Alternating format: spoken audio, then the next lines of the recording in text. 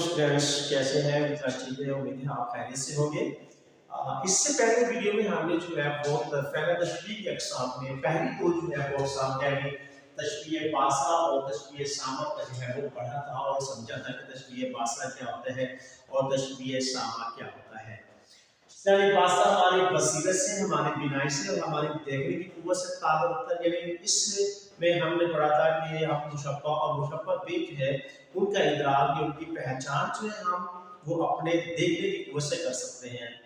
और इसके बाद हमने तशबीह सामा में हमने जो है वो पढ़ा था, क्योंकि सामा से का ताल्लुक़ हमारी समात से है, हमारी सुनने की ताकत से है। इसलिए हमने ये पढ़ा था कि हम मुशब्बा और मुशब्बा बे है इसका इदराक या पहचान हम सुनने के हिस्से करते हैं। आज हम जो है वो इससे आगे पढ़ेंगे, यानी तशबीह शामा, तशबीह ज़ायदा और तशबीह लामसात। नंबर 1, तशबीह शामा से मुराद ऐसी तशबीह है जिसमें हम मुशब्बा और मुशब्बा बे का इदराक क़ुव्वत शामा यानी सूंघने की क़ुव्वत से करते हैं। हम किसी चीज़ को सूंघते हैं तो हमें उसकी जो है खुशबू आती है, स्मेल आती है, तो हम जो है वो पहचान पता करते हैं कि किस चीज़ की खुशबू है। इसमें किसी चीज़ जो है महबूब की किसी के साथ जो है वो तशबीह देना, खुशबू के साथ जुल्फ़ों की खुशबू होगी या उसके बदन की खुशबू होगी, उसको जो है वो तशबीह देते हैं। मिसाल के तौर पर कहूँ मैं क्यों ना गुल अंदाम इन हसीनों को, कहूँ मैं क्यों ना गुल अंदाम इन हसीनों को,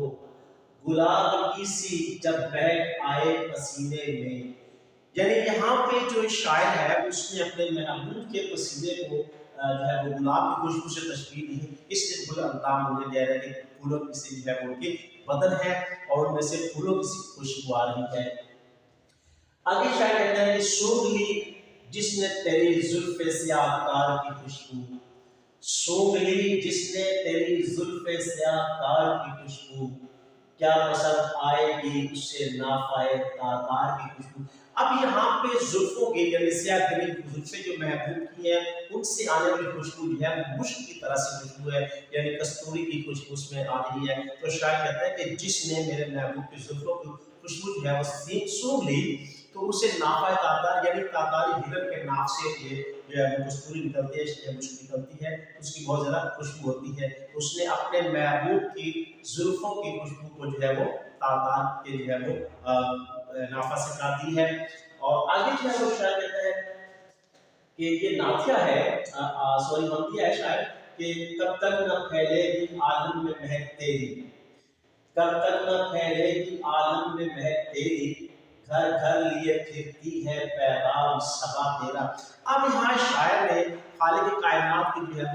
वो समझते हुए बात कर रहा है कि या रब्बुल आलमीन तुम्हारी खुशबू जो है हर घर में क्यों ना पहुंचेगी, क्योंकि ये जो फूलों की खुशबू लिए हुए सुबह की ठंडी ठंडी हवा जो है वो जो फूलों की खुशबू से लगी होती है, यानी शमीम का रूप लिए होते वे पूरे आलम में जो है वो महका रही है, मुअत्तर कर रही है। कब तक लोग जो है तेरे वजूद से गाफिल रहेंगे, कब तक तेरे वजूद को इनकार करेंगे या तस्लीम न करेंगे, क्योंकि सबा ये पूरी कायनात उसी खालिक कायनात की जो है वो अक्कासी करती है, उसके वजूद की, ये उसी की तख्लीक़ात है।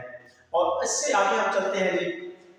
नंबर 4 पे हमारा जो है वो है तशबीह ज़ायका।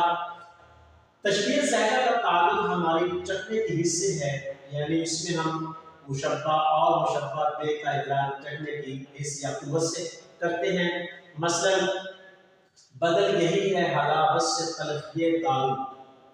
बदल यही है हलावत से तल्ख़ ये दारू, शराबे तल्ख़ भी है मैं कशो को शक्रो शीर। अब यहाँ पे शायर ने जो है वो दारू की तल्ख़ी को यानी दवा की तल्ख़ी को जो है शराब में जो तल्ख़ी होती है उसको शेर और शक्कर यानी दूध और शक्कर से जो है वो करार दिए हैं, क्योंकि मैं नशे जो शराब पीने वाले हैं अगर उन्हें तल्ख़ भी दे जाए, महबूब अगर तल्ख़ चीज़ भी न दे दे, तल्ख़ ज़ायक़े वाली भी, तो उन्हें जो है शेर और शक्कर महसूस होती है। आगे कहते हैं झूठी शराब अपनी मुझे मरते दम तो दे, झूठी शराब अपनी मुझे मरते दम तो दे, ये आबे पर शरबते कंदो नबात है। अब यहाँ पे शायर अपने महबूब से कहते हैं कि जो मुझ पे जो है जान कनी का आलम है, वक्त नज़ा है, روح اور بدن کا جو ہے وہ ناطہ ٹوٹ رہا ہے، اس عالم میں اس وقت بھی مجھے اپنی جھوٹی شراب دے دے، یہ قند نوا سے جو ہے وہ کم نہیں ہے، اس میں قند جیسا ذائقہ ہے، خوشبو بھی ہے اور ہنسی جو ہے خوش ذائقہ یہ ہے۔ اگلی ہماری جو ہے وہ تشبیہ جو ہے وہ نمبر 5 پہ ہے تشبیہ لامسہ، یعنی لفظ سے ہے چھونے کے جو ہے وہ حصے ہے، اس کا تعلق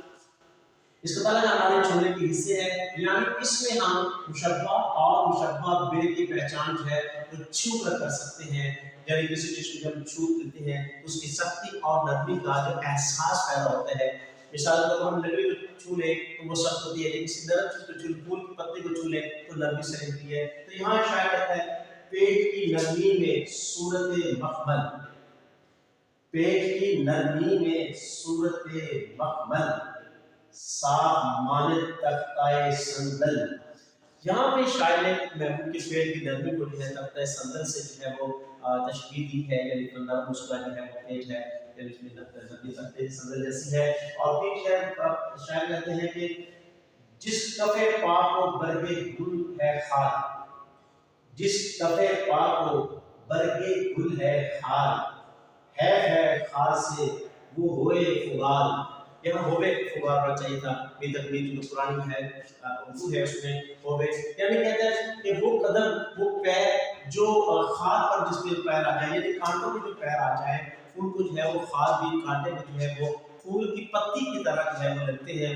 افسوس ہے کہ وہی قدم جو ہے وہ فغار ہو جائے، زخمی ہو جائے۔ یہاں شاعر نے جڑوں کی کیفیت میں بات کی ہے کہ محبوب کے راستے میں جاتے ہوئے سے اگر خار پر چل کر بھی جانا پڑے تو اسے جو ہے کوئی مذاقہ نہیں، کوئی تکلیف نہیں ہوتی، اور نہ ہی اسے جو ہے وہ زخم محسوس ہوتے ہیں، کیونکہ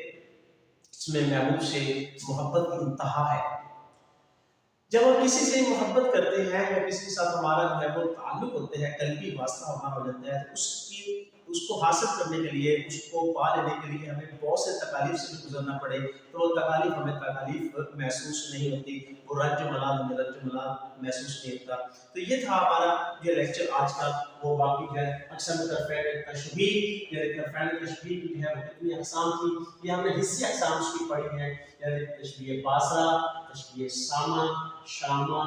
ذائقہ اور تشبیہ لامسہ، کیونکہ الگ الگ ہمارے حواس سے ہے اور حواس خمسہ سے یہ ہم جو ہے وہ چھو لیتے ہیں۔ تو یہ تھا آج کا جو ہے وہ لیکچر، یعنی حواس خمسہ سے ہم جو ہے تشبیہات حسی، اس کے لیے